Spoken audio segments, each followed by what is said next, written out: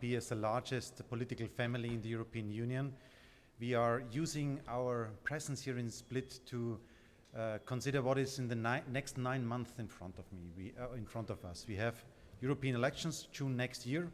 Europeans will decide about the future of this continent, and the EPP Group will present a strong offer to the future of this continent. And I want to define 3 key pillars for what we have in front of us. First is the ongoing discussion about migration. We must find a European solution on migration, which is on the one hand driven by a humanitarian approach. When you look what we do currently for the Ukrainians, it shows everyone that Europe is a continent who wants to help those who really needs our help. But on the other hand, the EPP is also the group of strict and strong border control. The state decides who is arriving and not smugglers decide who is arriving in Europe. The second pillar I want to mention is the daily life of our citizens, driven by inflation. So especially the poor in our society are suffering a lot. And we want to bring economic success together with fairness in our societies, with a social balance. That is what is driving us as Christian Democrats on European level, and there we will give the answer. And the third element is that we want to make clear that there are no first and second class Europeans in today's European Union. We managed in the vaccination time when we fought against Corona that all Europeans had the same access to vaccines. And this was a good thing.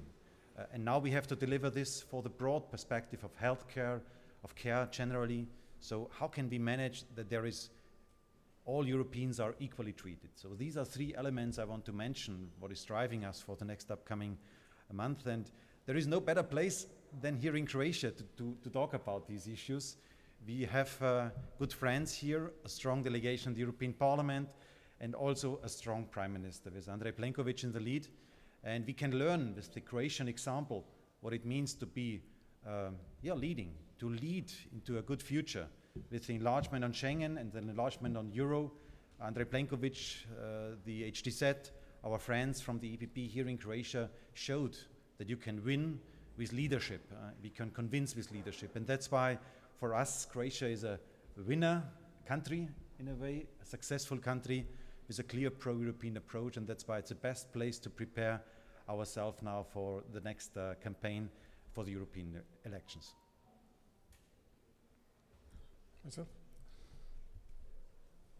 Ja ću govoriti na engleskom jer smo se tako dogovorili radi naših kolega.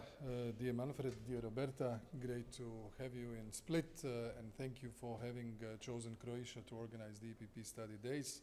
I'm very pleased that you as both leader of our group in the European Parliament but as well as the President of the European People's Party and together with Roberta as the President of the European Parliament along with other around 100 MEPs from across the European Union countries are here in Croatia in order to deliberate, debate, think and contribute to the creation of the main topics that will be on the agenda of the European Parliament elections, which are scheduled between 6th and 9th of June next year.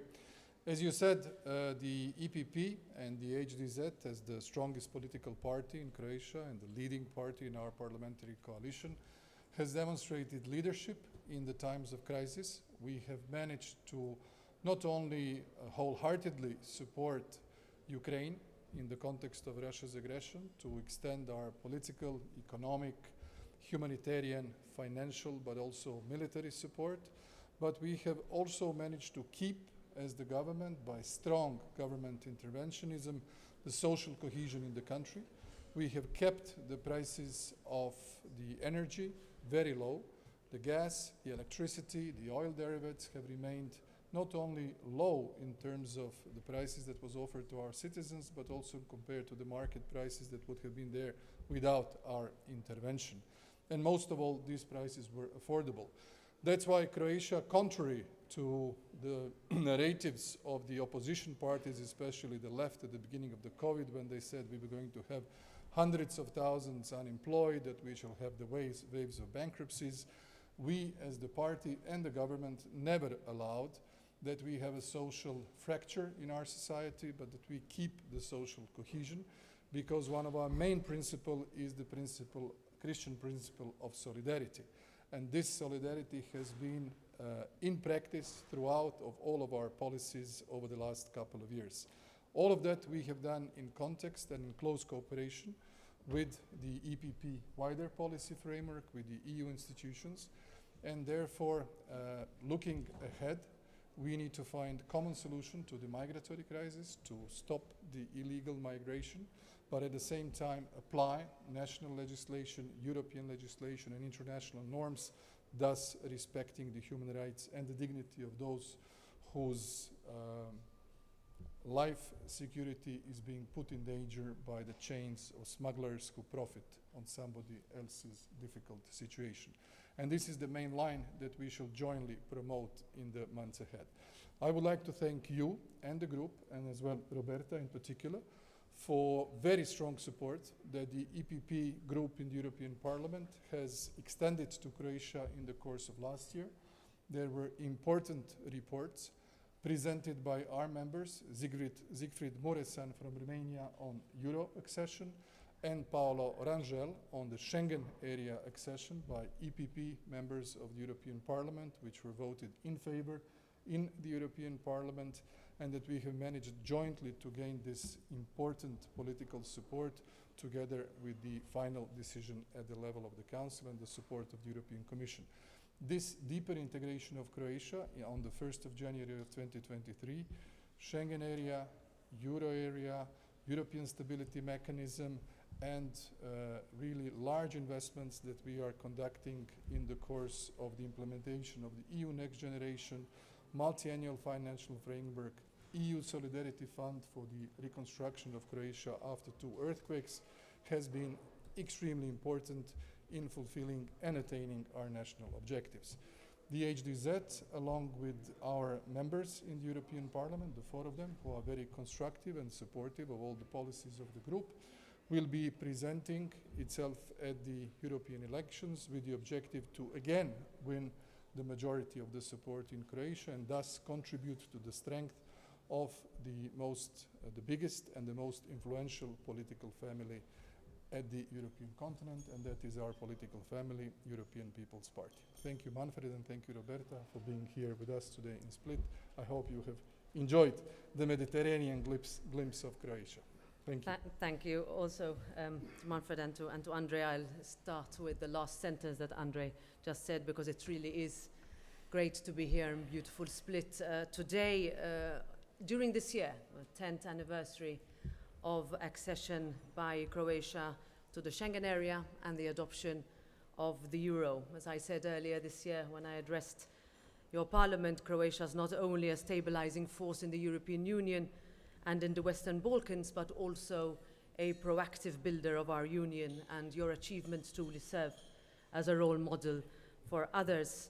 Over this past hours, we have spoken with Prime Minister Plenković, with Andre, about enlargement, on EU reforms and Ukraine, and this morning together with Chairman Manfred Weber and the colleagues, we spoke about the next steps for European reform and how can we re-engage people. This means that our enlargement policy is our strongest geopolitical tool. This is a clear stance of the European Parliament. It is a win-win process with transformative power beyond any doubt. We must keep our door open for those who look to Europe, and this means that we have to be ready to start negotiations with Ukraine and Moldova as soon as possible. We need to deliver on our promises. And to be a credible global player, we must be ready to reform our own structures, to welcome new members before the next mandate, which is 2029. And on this, I look forward to continuing our discussions in Granada next week at the summit of the European Political Community and at the informal European Council. Ukraine is defending European values against brutal Russian attacks, and for this clearest message, we must not waver in our support, and I'm grateful to the EPP Group for its clear stance, and also to Croatia for, amongst so many other things, having offered its rail networks and ports on the Adriatic Sea as an alternative export route for Ukrainian grain. This facilitates the passage of Ukrainian grain to third countries. Finally, We are here at the EPP meeting, and next year will be a year of elections. This means that we need the strongest of appeals. First of all, for especially young people to vote, to not let anybody else choose for you, because your vote matters and Europe matters.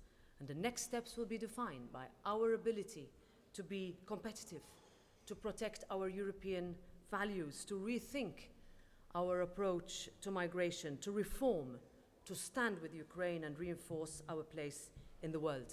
Europe matters, and we must show that we have the answers.